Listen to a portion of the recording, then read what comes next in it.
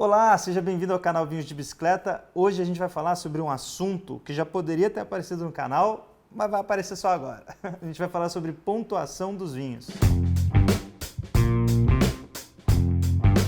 Para começar falando de pontuação de vinho, eu vou ter que começar falando de um aplicativo de vinho que chama Vivino, né? Tem lá as notas para os vinhos e tal. É muito legal para um consumidor assim que não conhece, nunca ouviu falar nada sobre aquele vinho. Aí é legal para você ter uma noção, mas a única coisa que eu peço assim atenção, né, te dou uma dica aí, não leva isso de um jeito muito radical assim, não leva essa pontuação de aplicativo assim, de jeito, putz, o vinho tá mal pontuado lá, não vou experimentar, porque você pode acabar perdendo várias experiências bacanas no mundo do vinho só por acreditar cegamente naquela pontuação genérica lá de 1 milhão ou mais pessoas. Eu recomendo usar isso? Até recomendo, pode ser uma biblioteca ali para você. Eu uso mais esse aplicativo como biblioteca pessoal, né? Muito mais do que para ver pontuação, para ver preço, porque isso aí também varia muito de região para região, até no Brasil varia muito, por causa dos impostos interestaduais que a gente tem. Então assim, vá, use, só que não,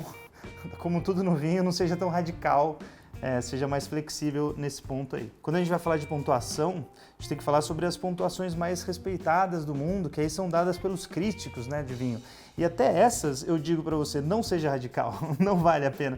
Até estava conversando com uns amigos meus aqui, o pessoal fala, pô, Rodrigo, mas você é contra a pontuação? Eu falo, não, cara. Eu sou a favor das pontuações, elas nos ajudam, elas são guias, só que elas não são caminhos definitivos. Só isso, essa é a minha opinião. As pontuações, elas podem ajudar você a definir o teu gosto, né? Definir aquilo que você gosta e aquilo que você não gosta.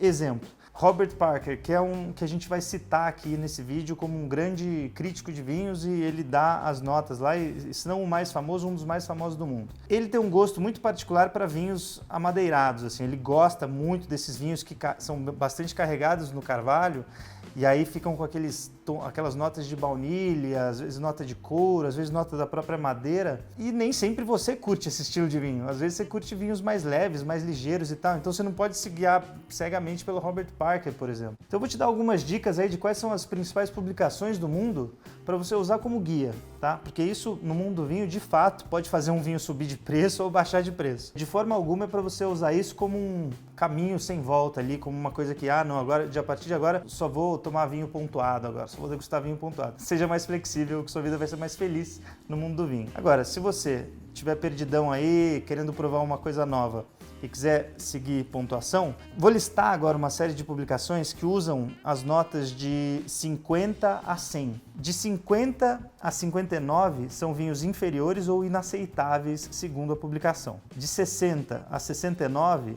são vinhos abaixo da média. De 70 a 79 seriam vinhos médios, ou seja, vinhos dentro da média, vinhos com um custo-benefício ok. De 80 a 89 já são vinhos muito bons. De 90 a 95 são vinhos excelentes. E de 96 a 100 são aqueles excepcionais de acordo com a publicação que deu aquela nota. Então, começando com ele, que eu já falei hoje, que é o Robert Parker. Ele é um americano, era advogado, é um cara que está muito acima da média aí para perceber aí, né, os aromas e os sabores de um vinho. É um cara realmente muito bom para isso. Tem vários documentários aí sobre vinho que até já entrevistaram ele e tal. E esse cara já recebeu até ameaça de morte, porque dependendo do vinho que ele pontuava baixo, assim, caía muito valor, né? E aí o negócio virava uma treta, né? Mas é uma pontuação legal, mas como eu falei, é um estilo que o Robert Parker gosta de vinho com bastante madeira, com bastante envelhecimento em barrica. Ele curte esse estilão.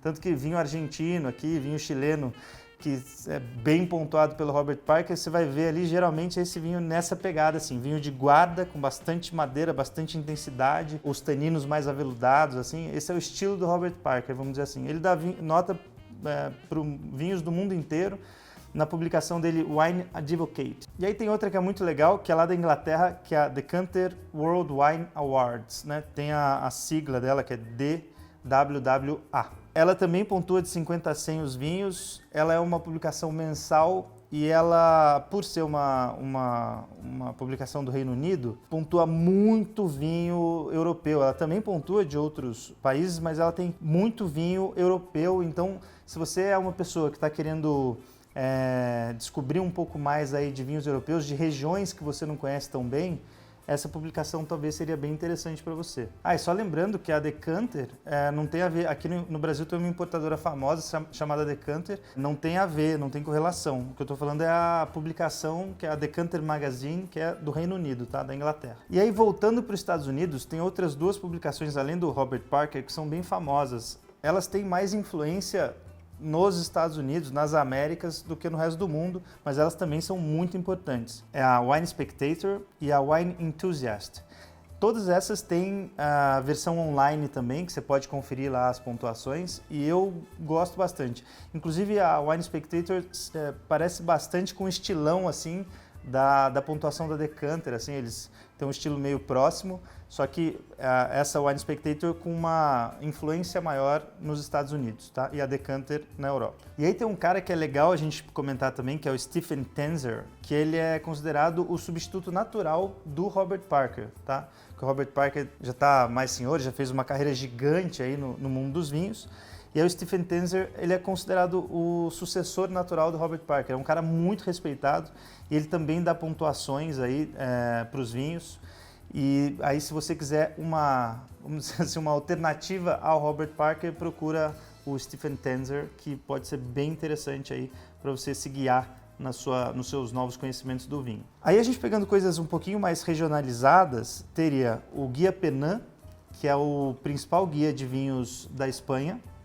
Tem o Gambero Rosso, que é o principal guia de vinhos da Itália, só que aí o Gambero Rosso não dá nota, ele dá as tacinhas, né? Que são uma tacinha, 2 tacinhas e 3 tacinhas, que eles chamam de 3 tacinhas é o Tribicchieri, que aí seriam vinhos super bem pontuados pelo Gambero Rosso, só que é um guia de vinhos da Itália. E aqui na América do Sul a gente tem o nosso queridíssimo Descorchados, né? Que é o Guia Descorchados. Então, se você está querendo coisas mais regionalizadas, assim, né? Mais específicas, Guia Penan para a Espanha, Gambero Rosso para a Itália e Guia Descorchados para a América do Sul. São guias muito bacanas, super respeitados e bem regionais, assim. Por último, que é uma das minhas prediletas, eu só deixei ela por último porque é um estilo de pontuação um pouquinho diferente dos demais, só. Ela dá nota de 12 a 20 pontos. Então, para ter uma ideia, assim, o de 12 seria o vinho de 50 pontos. E o de 20 seria o vinho de 100 pontos nos outros guias. E tudo que está ali no meio você tem que fazer uma conta mais ou menos para tentar chegar próximo, né? A Jancis Robinson, ela é britânica e ela já pontuou uma série de vinhos brasileiros, né? E aí aqui no Brasil, para não usar tipo nota 17, que seria uma super nota, algumas vinícolas meio que aproximam para o que seria equivalente a isso na proximidade aí dos 100 pontos, né? Porque 17 pela Jancis Robinson é um super vinho, 18 então nem se fala.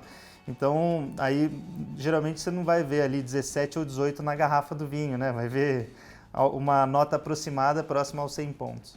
Mas ela, na publicação oficial dela, é justamente de 12 a 20 pontos, então é um pouquinho mais complicado. Só que eu recomendo muito ela, porque ela é uma super crítica de vinhos, assim, ela tem uma história belíssima nas publicações aí ao redor do mundo.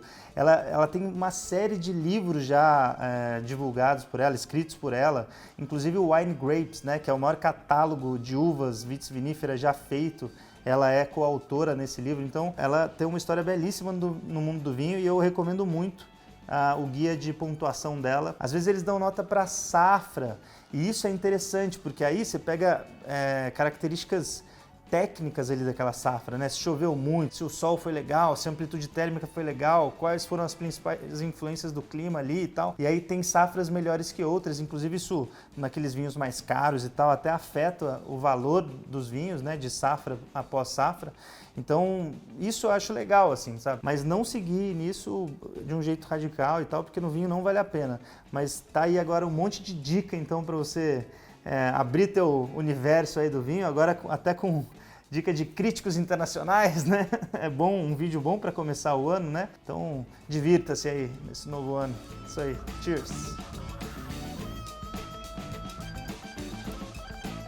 Bom, esse aqui não tem pontuação, mas é bom, viu?